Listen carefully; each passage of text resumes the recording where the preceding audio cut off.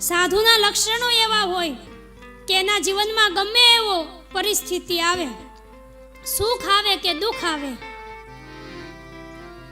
ગમે એવી પરિસ્થિતિ હોય પણ સંતો એ હંમેશા આનંદમાં હોય છે. એ આનંદમાં રહે એનું કારણ કે સંતો એ ભગવાનનું જ સ્વરૂપ છે. ભગવાન એ આનંદનું સ્વરૂપ છે. એટલે સંતોના જીવનમાં ગમે એવી પરિસ્થિતિ આવે, જો કે સંતો સાધુ એ એમનેમ નથી થવાતું.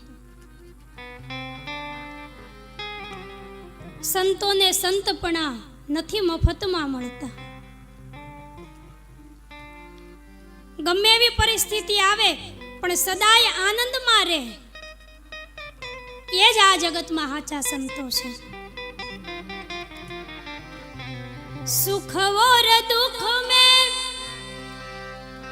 आनंद रेवे,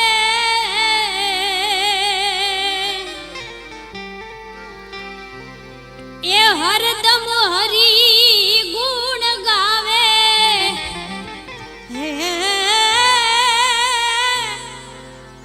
हरदम हरि गुण गावे साधु.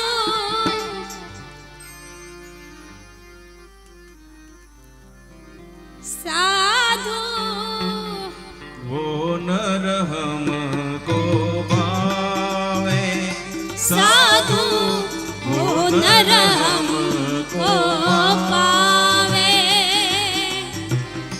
सुख और दुख में आनंद रेवे, और दुख में आनंद रेवे, सुख और दुख में आनंद रेवे, और दुख में आनंद रेवे, हरदम हरि गुण गावे,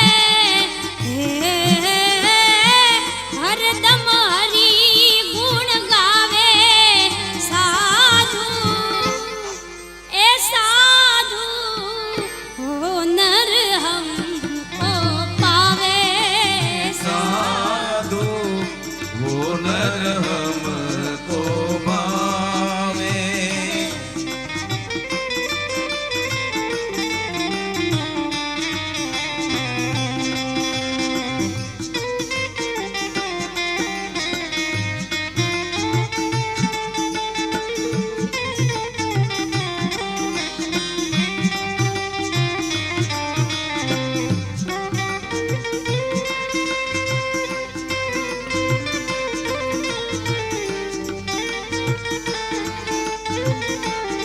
जय हो.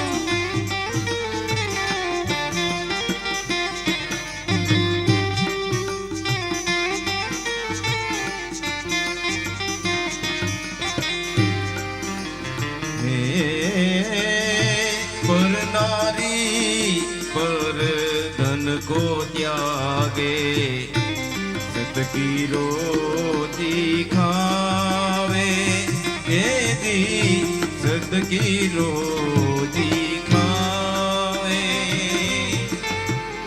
तन मन और वचन से कोई, तन मन और वचन से कोई,